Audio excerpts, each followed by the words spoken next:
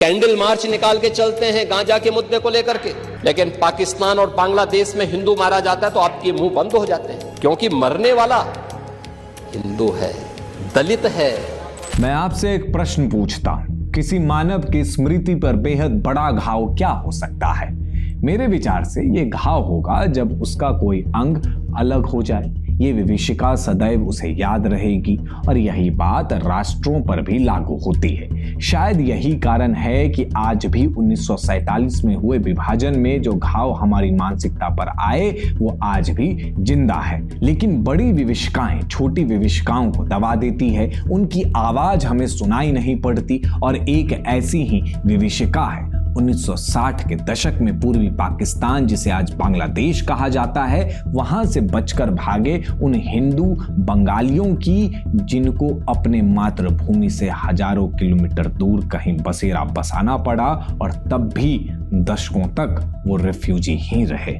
इन्होंने भारत और उत्तर प्रदेश को तो अपना घर मान लिया, लेकिन 5 दशकों तक उन्हें इस देश की व्यवस्था ने उस घर का मालिकाना हक नहीं दिया। उन्होंने तराई के जंगलों के बीच से खेती करके फसलें तो उगा दी, लेकिन उन्हें भूमि पुत्र नहीं माना गया। पर समय यही एक तत्व है जो स्थिर नहीं है, बदलता जरूर है। और यहीं से वो कहानी शुरू होती है जो आज मैं आपको बताने जा रहा हूं। जुलाई 2025 में एक खबर आई थी। खबर ये थी कि उत्तर प्रदेश की योगी सरकार राज्य के अलग अलग जिलों में रह रहे 10,000 विस्थापित बंगाली हिंदू परिवारों को उस जमीन का मालिकाना हक देने जा रही है जिस पर वो रहते आए हैं और खेती करते हैं। खबर में रामपुर, बिजनौर, पीलीभीत और लखीमपुर खीरी जैसे जिलों का जिक्र था। इन्हें यूपी के तराई जिला कहा जाता था। ये तराई जिला आज से लगभग 5 से 6 दशक पहले तक घने जंगलों से घिरे थे। 1947 में जब देश का बंटवारा हुआ तो बड़ी संख्या में सिखों को भी यहीं शरण दी गई। इसके साथ ही उन्हें खेती के लिए कुछ एकड़ जमीन भी दी गई ताकि कल तक झेलम और सिंधु के पानी के किनारे सोना उगाने वाले आज भूखे ना रहे। कुछ ऐसी ही कहानी 1960 और 1970 के दशक में घटी, लेकिन इस बार पीड़ित सिख नहीं थे, बल्कि वो हिंदू थे जो अलग अलग समय में पाकिस्तान की फौजी कार्रवाई से भागे थे। भागे इसलिए थे क्योंकि इनकी लुंगियां खोलकर मजहबी सर्टिफिकेट चेक किए जाते थे।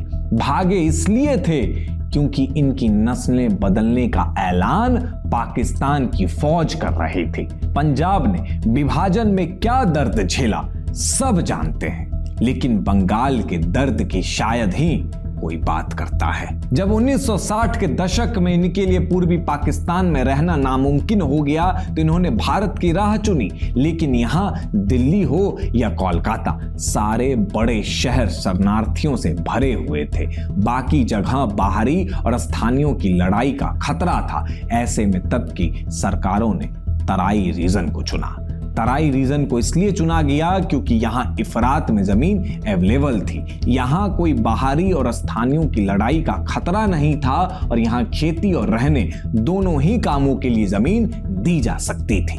लगभग 10,000 परिवारों को यहां तब जमीन दे दी गई और नहीं भी दी गई क्योंकि इस देश में हिंदुओं की पीड़ा का ठेका सिर्फ कुछ संगठनों का है। दरअसल जिन परिवारों को ये जमीन दी गई उसके लिए कोई पक्का इंतजाम नहीं किया गया। उन्हें झोपड़ी डालने को जगह दी गई, उसका मालिकाना हक नहीं दिया गया। उन्हें जो खेती करने के लिए जमीन दी गई उसके कागज नहीं दिए गए। और ऐसा कोई 1-2 साल नहीं, बल्कि ये सिलसिला 1960 के दशक से शुरू होकर 2017 तक रहा। और इस बीच उत्तर प्रदेश में एक नहीं बल्कि 10 सरकारें और मुख्यमंत्री आए और गए, फिर चाहे मुलायम सिंह यादव हो या मायावती। ये परिवार बिन कागजों के रहते रहे, कहीं पट्टे देकर तो कहीं बिना किसी कागज के ही उन्हें खेती करने को कहा गया। और कागज इसलिए नहीं मिले क्योंकि कहीं जमीन वन विभाग की निकली तो कहीं उसके लैंड रिकॉर्ड ही नहीं थे, कहीं वो नदी तलहटी की निकली तो कहीं उसका असली मालिक सरकार का कौन सा विभाग है ये ही नहीं पता था। और इन शरणार्थी हिंदुओं के आंसुओं के बाद भी इनको पक्का हक दिलाने वाली फाइलें आगे नहीं बढ़ी। लेकिन योगी सरकार ने यह प्रक्रिया तेज की और इसमें सीधे खुद मुख्यमंत्री योगी आदित्यनाथ ही इन्वॉल्व हुए। उन्होंने आदेश दिया कि ऐसे परिवारों का एक विशेष सर्वे किया जाए, इसके लिए विशेष टीम बनाई गई। मामले में उन्होंने साफ आदेश भी दिया था कि कोई भी कानूनी पेंच इस वंचित परिवारों को उनका हक मिलने के रास्ते में नहीं आना चाहिए और इसका परिणाम आंकड़ों में दिख रहा है। पीलीभीत में लगभग 2200 परिवारों को जमीनों का मालिकाना हक मिला है। इसी तरह पीलीभीत के पड़ोसी जिले लखीमपुर खीरी में इन शरणार्थी बंगाली हिंदू परिवारों को सिर्फ जमीन का ही मालिकाना हक नहीं दिया गया, बल्कि उन्हें वो इज्जत की जिंदगी भी दी गई जिसके वो हकदार आज से 6 दशक पहले से थे। एक डेटा कहता है कि लखीमपुर खीरी में 300 से ज्यादा बांग्लादेशी शरणार्थी परिवारों को आशियाना और खेती की जमीन मिली है। लखीमपुर में लगभग 170 परिवारों को 5 एकड़ खेती की जमीन और 50 से ज्यादा परिवारों को 3 एकड़ जमीन मिली। बाकी लगभग 170 परिवारों में से किसी को 7 एकड़ तो किसी को 4 एकड़ जमीन मिली है और यहां भी उन्हें जमीन का मालिकाना हक मिल रहा है। अब तक जिन्हें अपनी ही जमीन पर कोई लोन नहीं मिल सकता था, उन्हें लोन मिलेगा। जिन्हें अपने ही जमीन के मालिकाना हक के लिए तहसीलों के चक्कर काटने पड़ते थे और हर बार बताना पड़ता था कि हम शरणार्थी हैं, उन्हें अब वो कागज मिल गए हैं जो बताते हैं कि वो शरणार्थी नहीं बल्कि इस देश का अभिन्न हिस्सा है। और ये क्यों हुआ है? ये इसलिए हुआ है क्योंकि अब राज्य में वो सरकार नहीं है जो एक ही समुदाय की बेटियों को अपना बताती है। अब राज्य में वो सरकार नहीं है जिसका ध्यान पत्थर की इमारतें बनाने पर ज्यादा हो, लेकिन बांग्लादेश से पराजित होकर आए हिंदुओं पर नहीं। और योगी सरकार सिर्फ लखीमपुर या पीलीभीत ही नहीं बल्कि मेरठ में रह रहे 99 परिवारों को भी कानपुर में बसाने के लिए मंजूरी देती थी।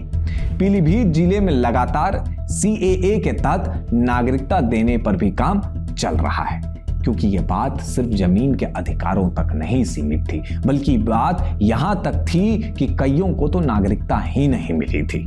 लखीमपुर में 2 भाई ऐसे थे जिन्होंने 1971 में यहां शरण ली थी, लेकिन 2020 तक नागरिकता ही नहीं पा सके। जब योगी सरकार ने CAA लागू किया तब वो नागरिकता के पात्र हो पाए।